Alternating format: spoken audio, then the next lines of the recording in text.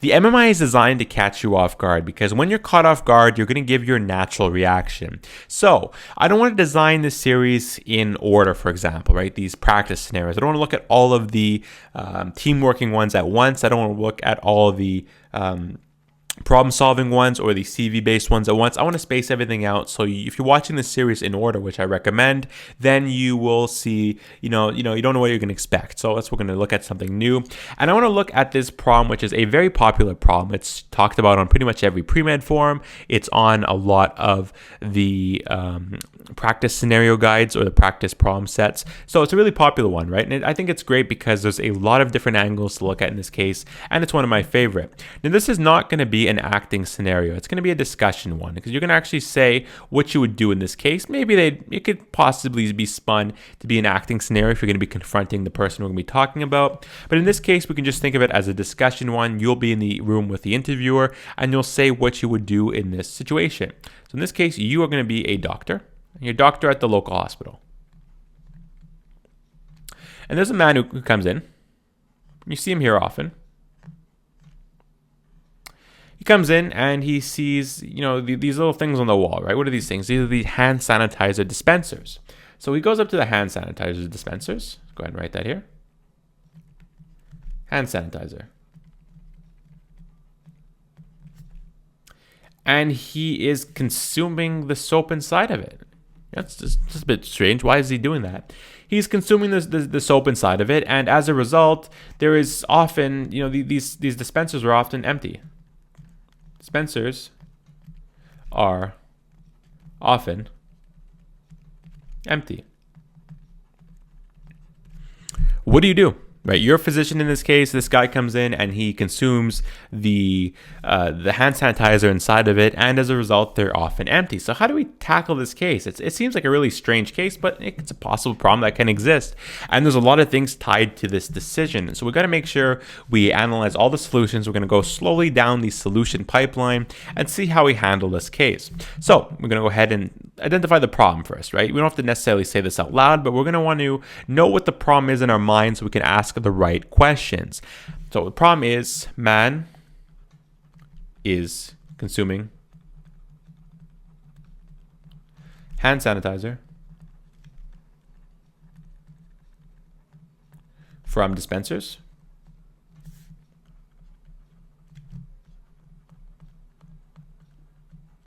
so they are often empty.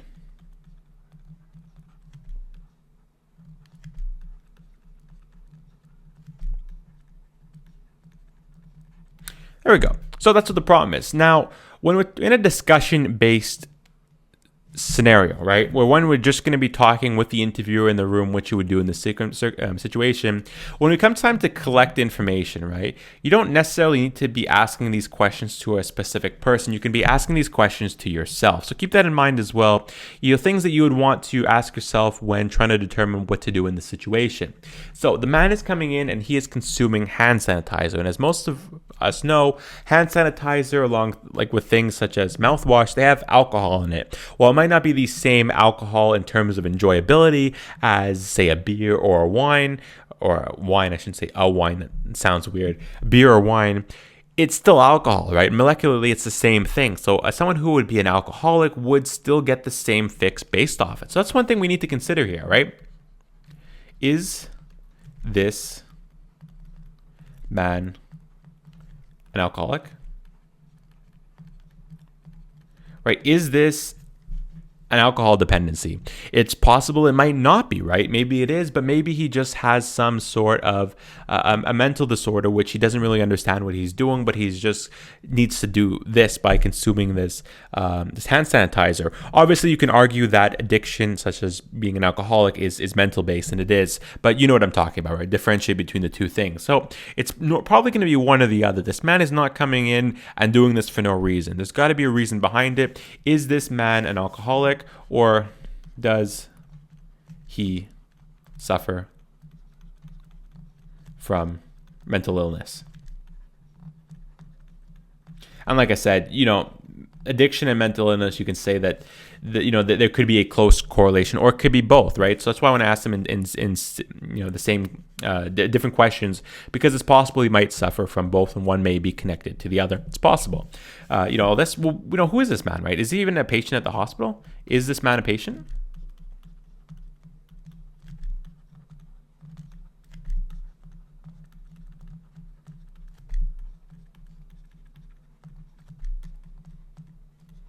I mean, if he's a patient at the hospital, that is a way we can collect a bit of information about him, right?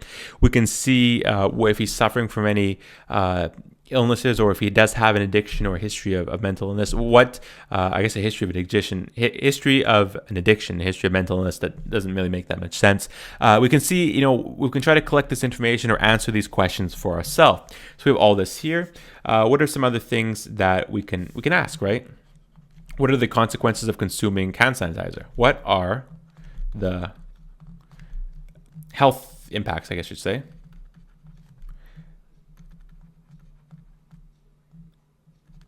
want to say implications instead. Health implications of consuming hand sanitizer.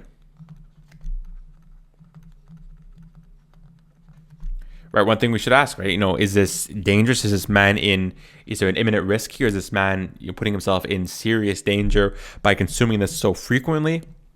We can automatically assume it's probably not a good idea to be consuming that, right? One thing, we don't even need to know the specific science behind it. We know that hand sanitizer is designed to kill bacteria. So if you're consuming that, we know we have some helpful bacteria inside of our body. So right now we can probably assume that's going to throw off his microbiota, and that's not going to be something that you want. It's going to be very dangerous, because if you don't have that inside of you, you are really going to throw off your internal environment, which you don't want. So these are some questions we can go ahead and ask here. So, all this here, the part of whether this man is a patient at the hospital is one we can collect more information about him. So that's our in for seeing if we can collect some information about this. I guess you can third one, if you want to throw in a fifth question over here. How often does he come in?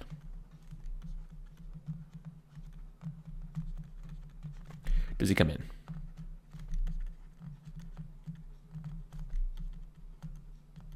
There we go. So these are the questions I would want to ask before I can actually approach this situation. So now that we've collected all this information, it comes time to actually say what the problem is. So let's go ahead and actually state out loud what the problem is. Now with all this, you can say, I guess I should give you some of the answers that are actually given when this problem is normally stated. This man does have an alcohol dependency. So go ahead and answer something. He does have an alcohol dependency. Yes. This man is not a patient at the hospital. We know it is dangerous. And it's often, I'll say more than once a week. These are normally the pieces of information given when this question is discussed. So here's some information, some answers to those questions. So the problem is, man who has an alcohol dependency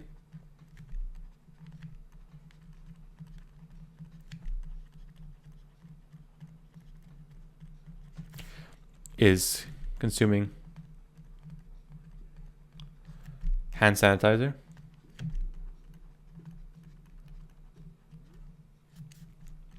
which has negative health effects.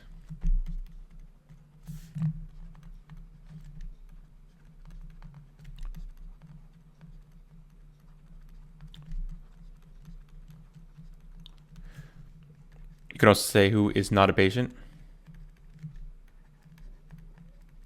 Right there. Not a patient at the hospital. Negative health effects. The dispensers are often empty.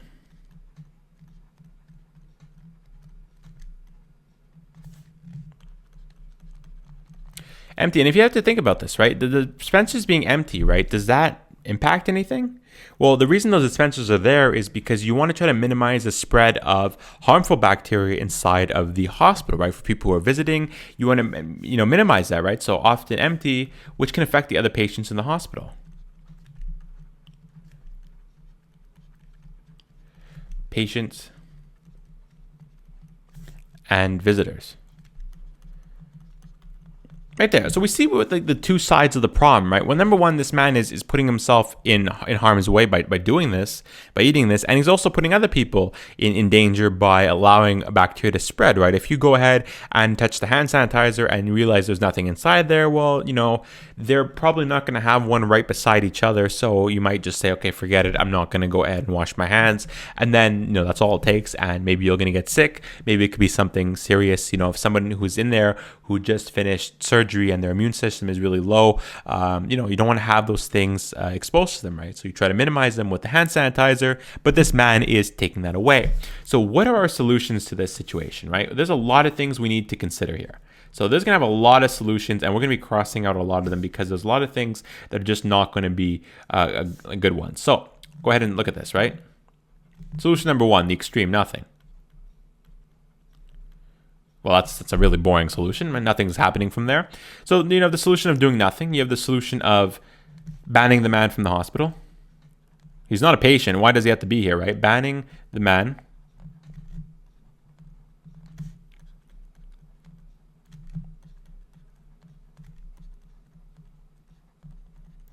Banning the man from the hospital so dispensers stay full. Let's get all the information in there. Stay full. So these are your two extremes, right? You always want to mention your extremes because you want to show the person who is interviewing you that you know why these extremes are generally not the correct answer. Maybe they might be in some circumstances, but in these cases, we know what's wrong with these, right? We've seen enough practice scenarios in this series already, although we're only a few videos in, that we know that there's to me some two things wrong with these solutions over here. So we have those two things over here. What are some other things we can do? We can go ahead and relocate the dispensers. The dispensers, so we can't find them.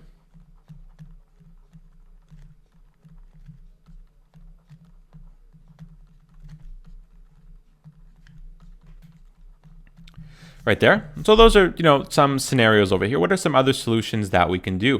Well, we can go ahead and actually confront the man, right? None of these solutions actually do anything for helping the man out.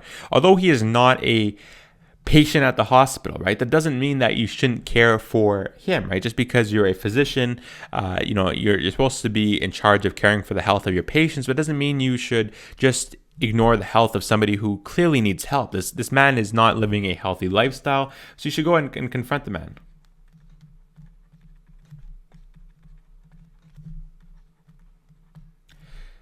Confront the man.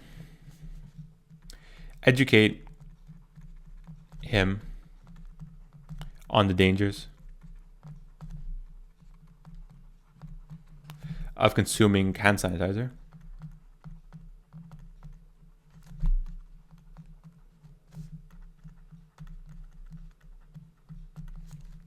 Offer to get him addiction help. Right, and this could be tied into, finding out who he is and notifying his family. That could be another thing, right? Because in terms of how far you should go in, getting somebody help for their addiction, it might be something that could be better suited for the family or something you may want to bring up with the family first. So while, you definitely want to confront him and educate him on the dangers of consuming hand sanitizer, perhaps there's a chance he didn't realize this wasn't healthy, right? It's not likely that he realized that. He probably knew what he was doing, but, you should always have that option available, and confronting the family will be stored in this last option over here. So let's take a look at the implications involved in each of these things. Well, let's look at this one over here, right? Doing nothing. Well, we do nothing. This is just horrible. We really have no concern for human life, right? No concern for well-being of man or hospital patients, right? Because you're just going to let him continue to consume the hand sanitizer. That's going to make people in the hospital sick because the dispensers will be empty. And this man is going to go on doing a lot of damage to his body. So this is just a terrible solution. But we always need to mention what the extremes are going to be. Well, then we can go ahead and just ban the man from the hospital. Well, this is going to be good for the patients, right? All the patients in the hospital are going to be happy. The patients will go ahead and they'll be, healthy because they'll have their hand sanitizer. But once again, you're just going to show no concern for this man's health. So no for man's health. While we don't want to assume, right? Assuming is not normally a great conduit to get to a solution. It's a chance if this man is coming into this hospital and consuming hand sanitizer. If you were to ban him, he's probably going to go and get the hand sanitizer somewhere else. It's not like hand sanitizer dispensers are the rarest thing on earth. It's not scarce. They're available pretty much anywhere you go. So the option of just banning him, well, that's going to be good for the patients at the hospital, right? We're going to have a lot of hand sanitizer available. It's going to prevent the spread of disease, but we're really not showing concern for the man's health. And, while he's not our patient, we shouldn't just go ahead and ignore somebody who clearly needs help. We're relocating the dispensers so we can't find them. Well, once again, this is going to have two problems with it, right? Number one, no concern for the man's health. So we can go ahead and write that again.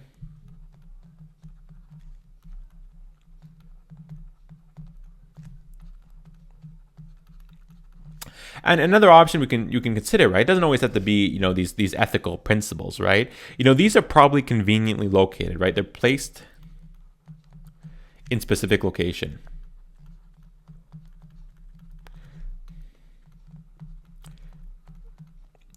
To maximize efficiency, sorry.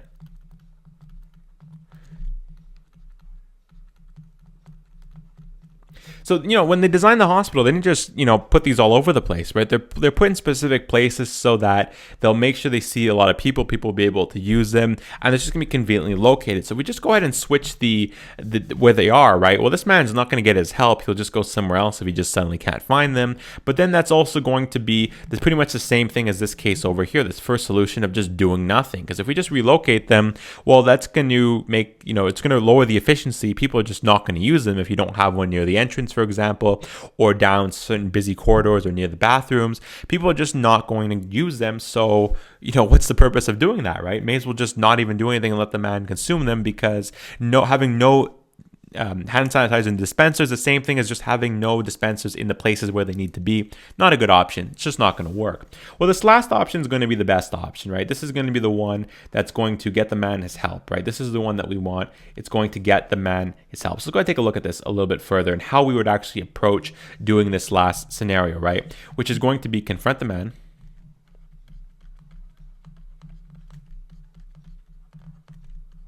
So let's actually break down what this actually entails. Confront the man, educate him on the dangers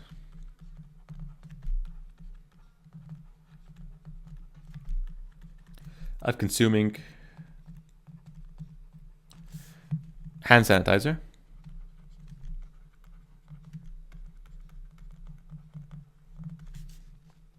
You can also go ahead and educate him on how it's unfair for the other patients, right? How it affects hospitals,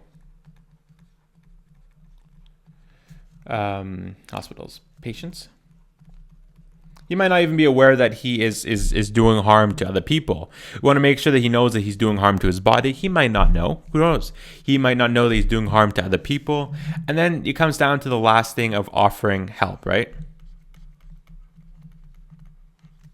Help. Offering help could simply be contacting his family.